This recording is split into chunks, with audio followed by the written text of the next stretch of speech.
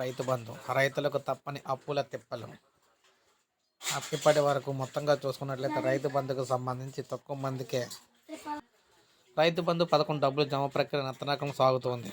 ప్రక్రియను ప్రారంభించి 5 రోజులు గడుస్తున్నప్పటికీ ఇప్పటి వరకు చాలా తక్కువ మందికే రైతులకు డబ్బులు అయితే పడ్డాయి. ఎకరం లోపు భూమి ఉన్న రైతుల ఖాతాలో మాత్రమే రైతు బంధు డబ్బులు జమ చేసినట్లు గణాంకాలు చెబుతున్నాయి. యాసంగి సీజన్ ప్రారంభమైన నెల రోజులు దాటినా కూడా రైతు బంధు డబ్బులు అందకపోవడంతో రైతులు ఆందోళన చెందుతున్నారు. గత ప్రభుత్వం మాదిరిగానే ఇప్పుడు ప్రభుత్వం కూడా వేస్తుందన్నమాట. అయితే జమ చేసే ప్రక్రియ నెల 12 నుంచి ప్రారంభించింది. సంగారెడ్డి ట్రెజరీ నుంచి రైతులు దశల వారీగా డబ్బులు జమ చేస్తూ వస్తుంది.